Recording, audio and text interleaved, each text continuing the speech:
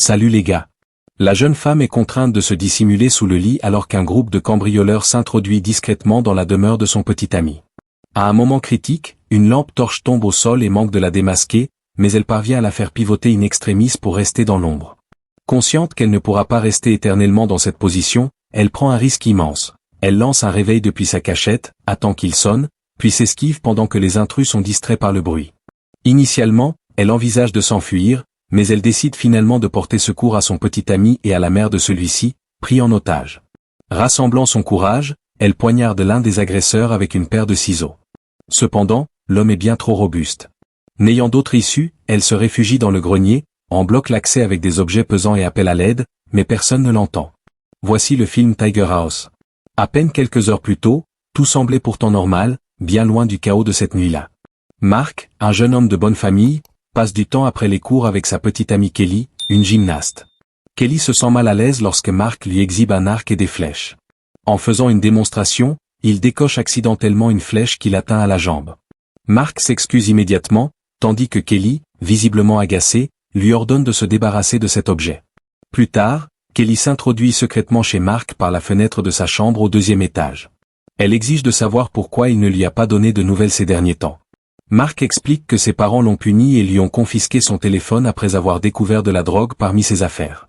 Alors qu'ils partagent un moment d'intimité, un événement bien plus sinistre se déroule en parallèle. Un groupe d'individus s'en prend au chien de Mark et l'abat brutalement. Toute la scène est filmée par la vidéosurveillance, mais personne à l'intérieur ne remarque rien. Mark et Kelly sont perdus dans leur bulle jusqu'à ce que Lynn, la mère de Mark, manque de les surprendre. Avant de la laisser entrer, Mark ordonne précipitamment à Kelly de se cacher et range la chambre. Lynn, suspectant quelque chose à cause du délai pour ouvrir la porte, refuse de lui rendre son téléphone et exige qu'il rompe avec Kelly. Dissimulée sous les draps, Kelly entend tout, Lynn l'insulte, la traitant de fille de classe inférieure indigne de son fils. Il s'avère que Lynn a enquêté sur elle et est convaincue que c'est Kelly qui a entraîné Mark dans la drogue, malgré les dénégations de ce dernier. Peu après, Doug, le père de Mark, arrive et lui demande de chercher leur chien qui a disparu. Les tensions entre Doug et Lynn sont palpables, et Mark, excédé par leur dispute constante, part faire ses recherches seul. Kelly veut rentrer chez elle, mais Mark la convainc de rester pour son anniversaire le lendemain et lui demande de se cacher au grenier. Une fois Mark parti, Lynn entre dans la chambre et remarque les affaires de Kelly. Depuis le grenier, Kelly l'observe par une fente. Lynn tombe sur un test de grossesse et semble bouleversée par le résultat positif. Elle semble comprendre que Kelly est là, mais choisit de ne pas la dénoncer. Aux alentours de minuit, des intrus masqués s'introduisent dans la maison et neutralisent les parents de Mark. Au même moment, alors qu'il s'apprêtait à se reposer, Kelly révèle à Mark qu'elle est enceinte. Mark réagit avec panique et immaturité, craignant pour son avenir. Avant qu'il ne puisse discuter, un bruit sourd retentit.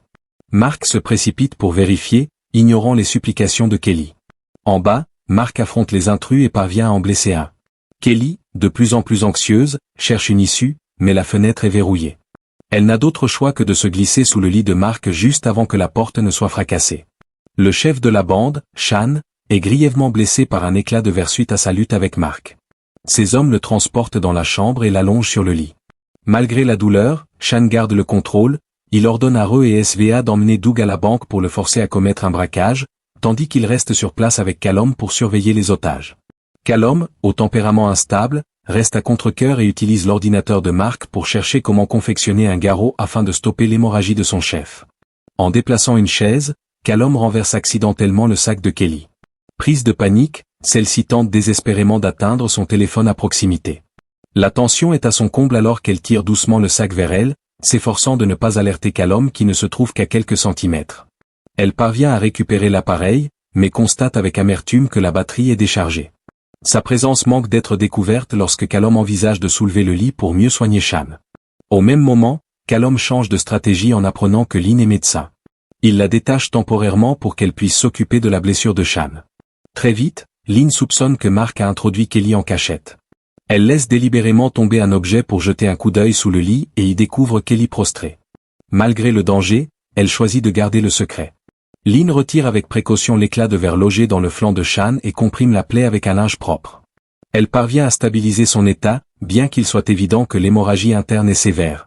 Sans soins hospitaliers immédiats, ses chances de survie sont nulles.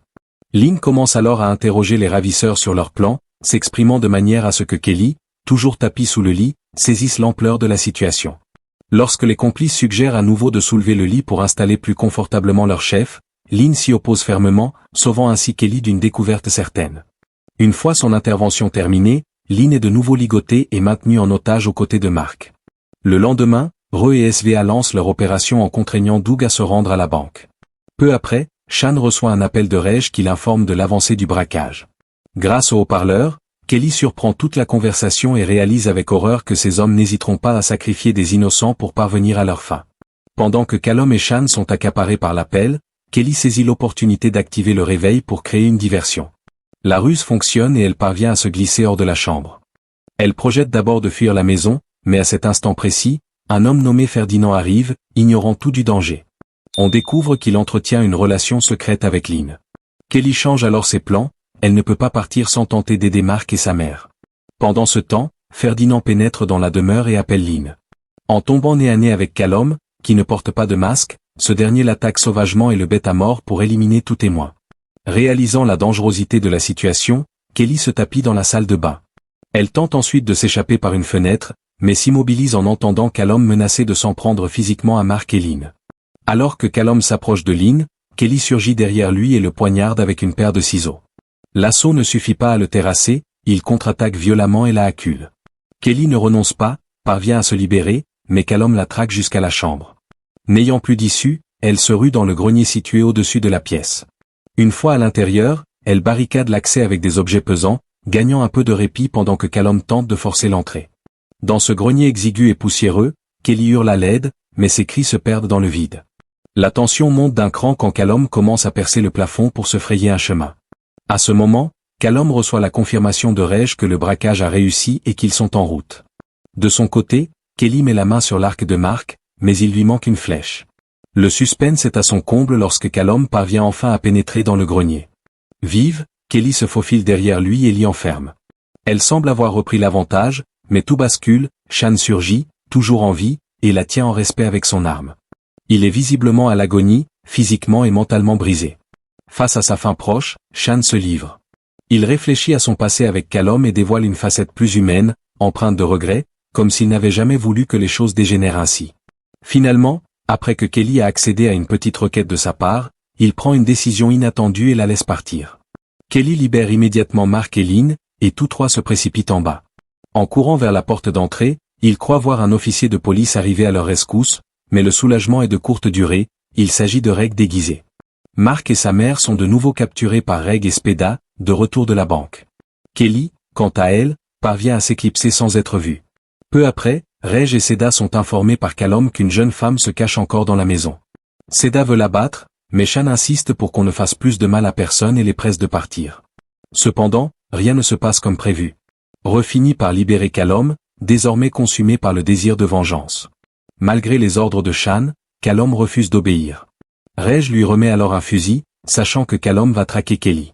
Une fois qu'il quitte la pièce, Kelly récupère une flèche, retourne au grenier et prépare son arc, prête à rendre les coups. Peu après, Reg revient et commence à déverser de l'essence pour brûler la maison et effacer les preuves. C'est là que Kelly frappe. Elle décoche sa flèche et tue Reg, bien que celui-ci parvienne à allumer l'incendie avant de succomber. Alors que les flammes dévorent la bâtisse, Kelly s'échappe par une fenêtre. À l'extérieur, elle prend Seda par surprise et l'abat avec la même flèche. Leur lutte se poursuit jusque dans la piscine, où Kelly finit par l'achever. Peu après, Kelly récupère l'arme qui avait coulé au fond de la piscine et se change prestement. À cet instant, un bruit provenant d'un camion attire son attention, elle y découvre Doug ligoté à côté des sacs de billets. Elle le libère et lui ordonne de fuir sur le champ. Puis, agissant avec ruse, Kelly enfile un masque pour tromper Callum, lui faisant croire qu'un de ses complices a besoin d'aide. Callum sort sans se méfier et se retrouve face à Kelly qui ouvre le feu. Elle l'accule et s'apprête à l'achever. Mais avant qu'elle ne puisse agir, Doug surgit et l'assomme. La vérité éclate alors, Doug était de mèche avec les braqueurs depuis le début. Furieux de voir son plan péricliter, il exige qu'il nettoie ce gâchis et lui remette sa part comme convenu. Il ordonne froidement à Callum d'éliminer Kelly, l'unique témoin gênant.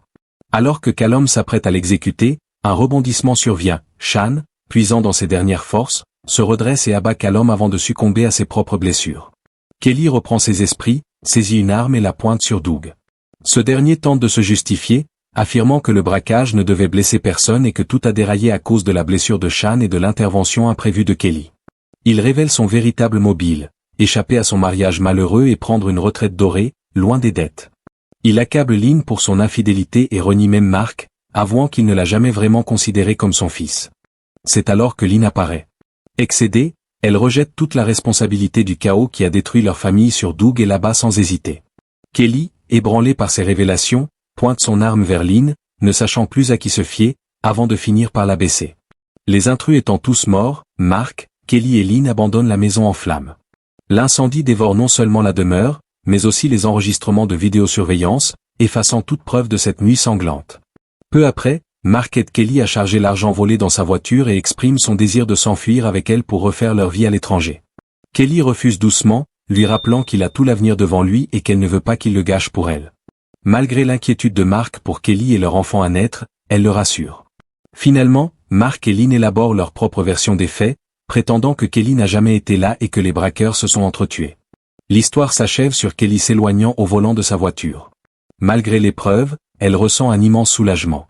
C'est enfin terminé, et elle s'autorise un léger sourire de satisfaction, sachant qu'elle repart avec l'argent et sa liberté.